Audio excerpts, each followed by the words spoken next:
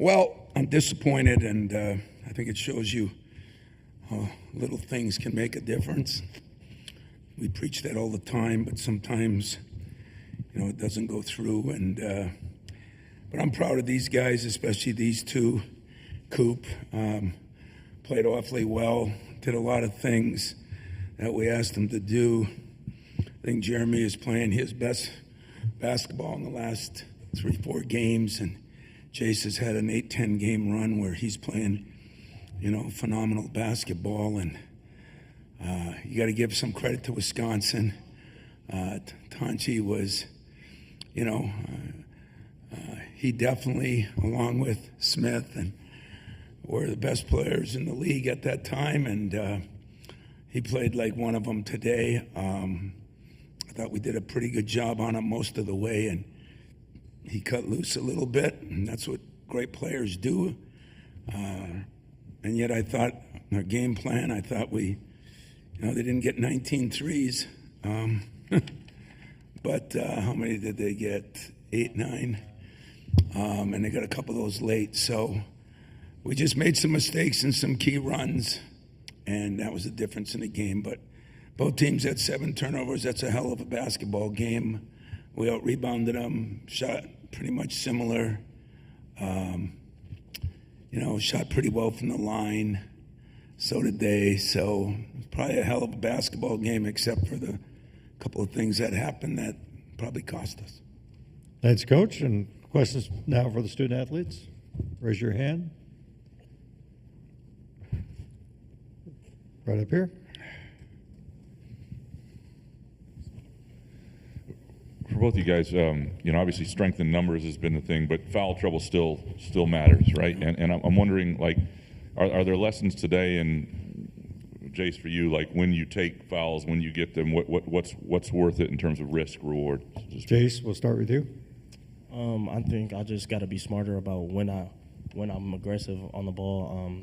I came in second half with those 2 fouls, and then I picked up 2 early ones to get 3, so I had to sit for a little bit.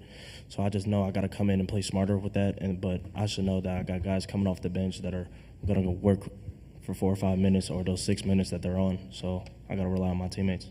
Jeremy.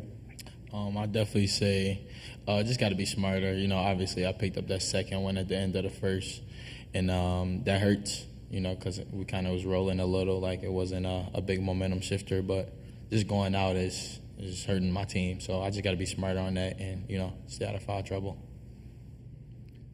Questions, please. Right here.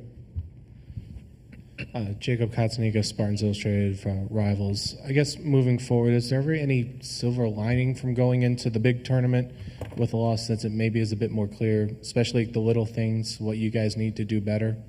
Jeremy, we'll start with you. No, Coach, hit on it last night, just the little things that, they win and lose you games. Like, he talked about it a lot.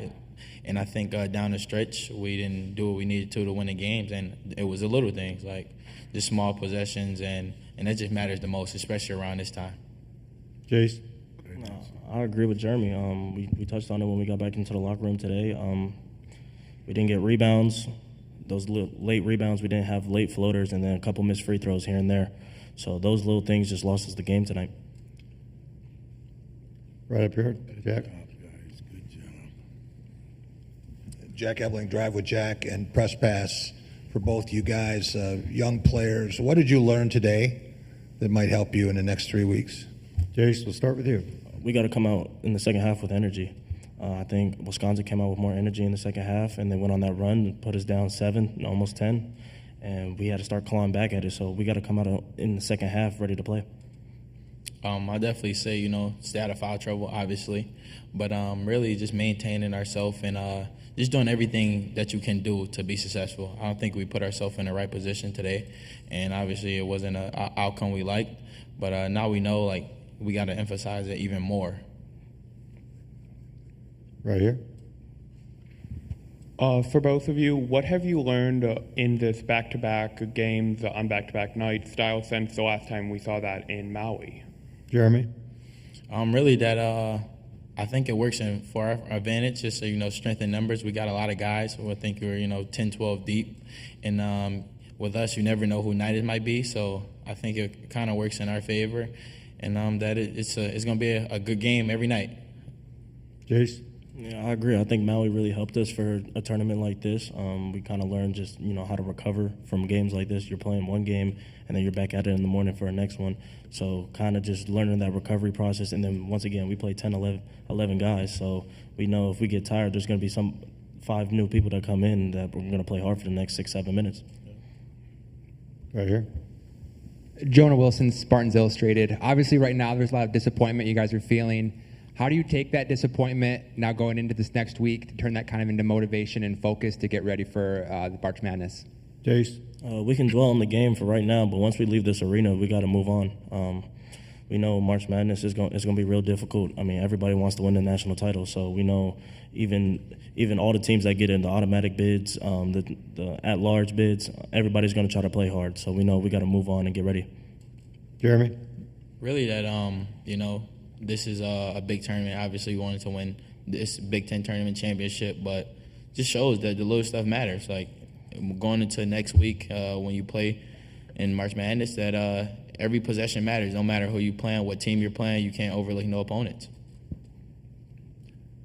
Thanks, guys. You're dismissed. Thank you. Really good job, Chase. Really good job. You're done. You guys can go. Thank you. Thank you. All right, we'll continue for Coach Izzo. Right up here in front. Thanks, guys. Guys, let me say this. That was impressive for me because, like Jace, he gets that first foul. That wasn't his fault. That was a weird call, and I'm not saying it wasn't a foul, but he goes to hand it off, and I like the fact that some of these guys are making no excuses. We got to make sure everybody does. So go ahead. I'm sorry.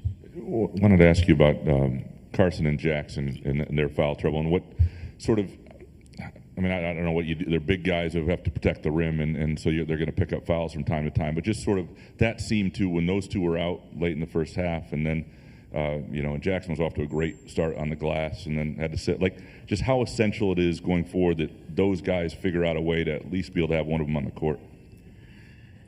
Yeah, I'm not saying it was all their fault, my fault. I don't know whose fault it is. I got to watch the film to see, but we need Jackson and we need Carson, and Shimon struggled today. I know it's his first big tournament. I think that hurt a little bit, but we dropped some balls. We had some right down there where we could have scored, and we were in foul trouble. I mean, the foul trouble came from.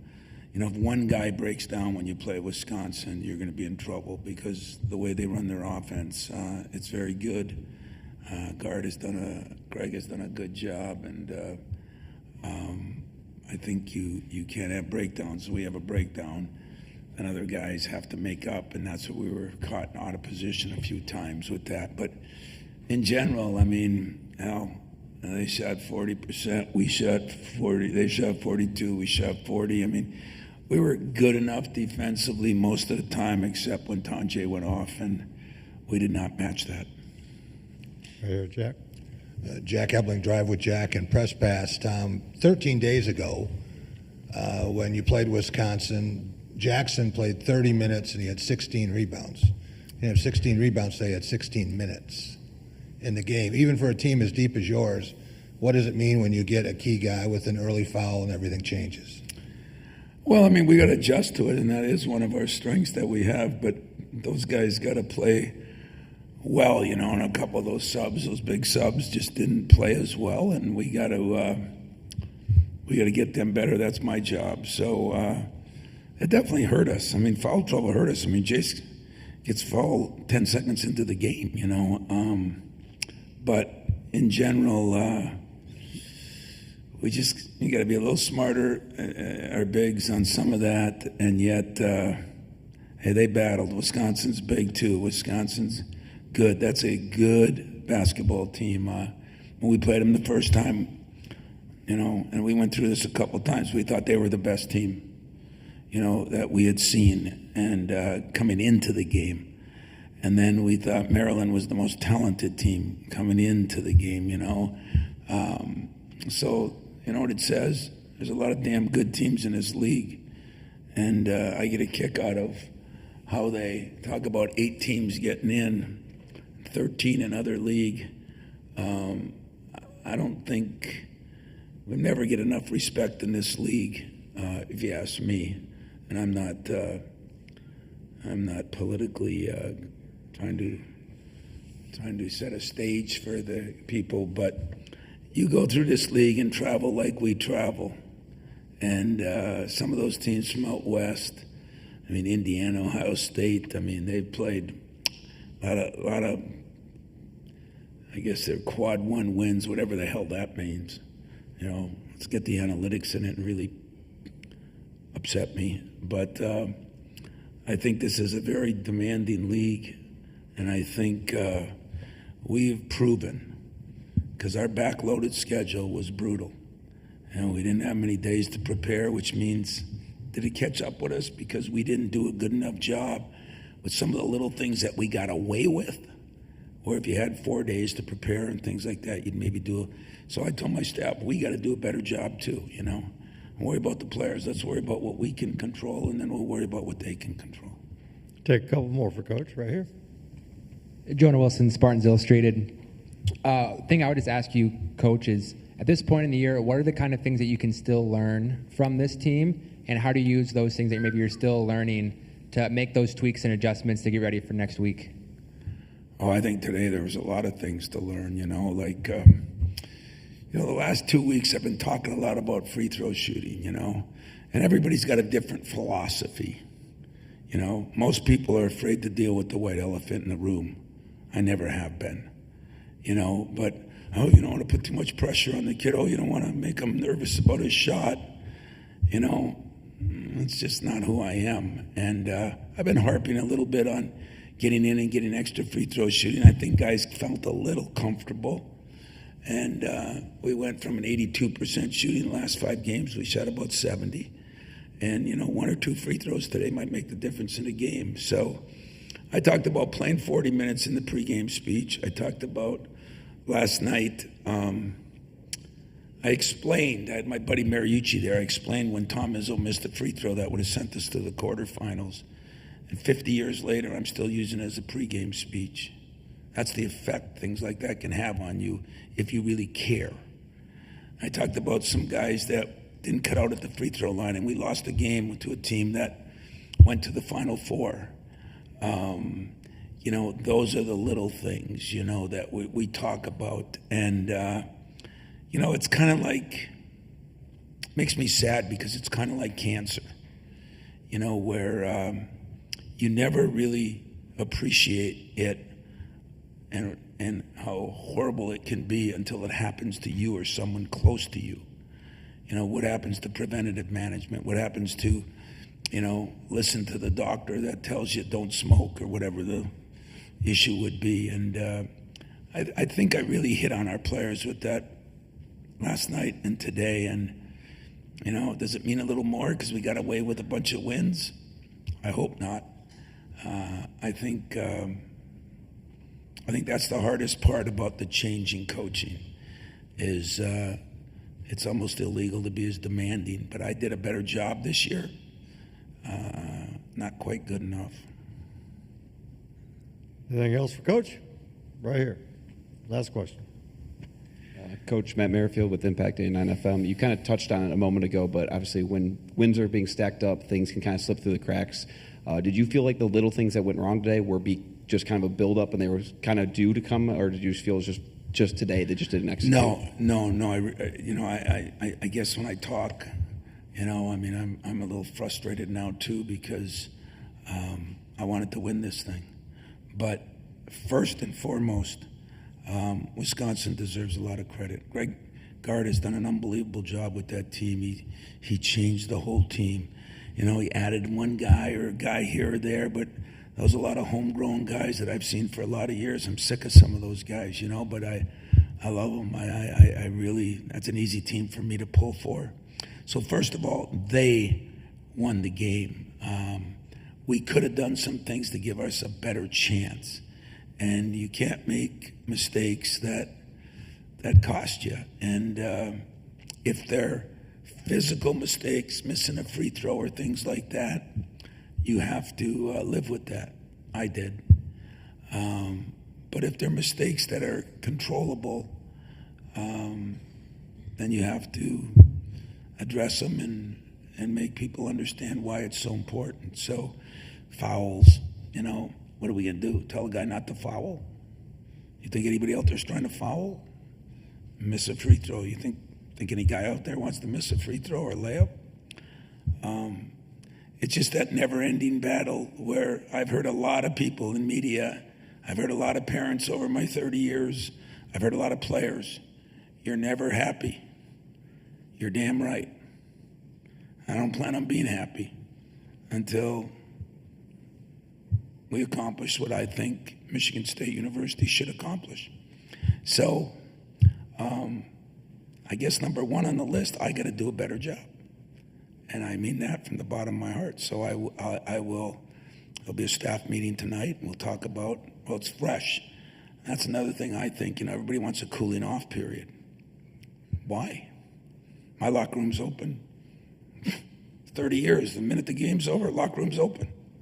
If they can't handle the heat, then they shouldn't be in the kitchen, right?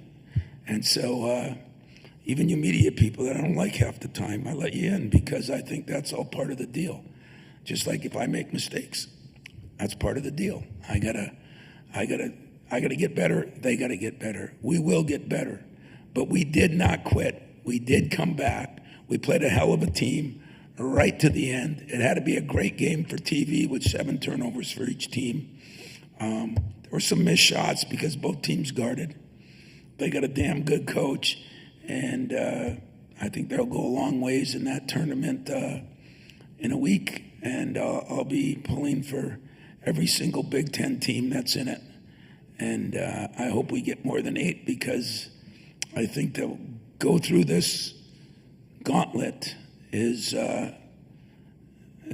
hell when you play that many games and you travel that many miles. And I think there's some good teams out there that I hear are on the bubble that when I get out of this profession, I'm going to get on one of them committees because the analytics is going to be out the door. The eye test is going to, I'm going to go to a game and sit there and watch the eye test. And the eye test, there's some good teams, There's one that, in Indiana came in our place and beat the hell out of us, And so it'll be interesting. But the tournament was great. People in Indianapolis, second to none. And people down here are unbelievable. I've been here through Final Fours, through Elite Eights, through Big Ten tournaments, and it is, I think, the best place in the whole country. And so I appreciate that. Officiating wasn't bad, can't even complain. I don't know, that last one looked question mark. Somebody told me it was clean, but I didn't, we lost the game before that. So why should I be mad at them for things we did wrong earlier? And there's some good teams left, and I think you guys will have a good time watching them. So thanks.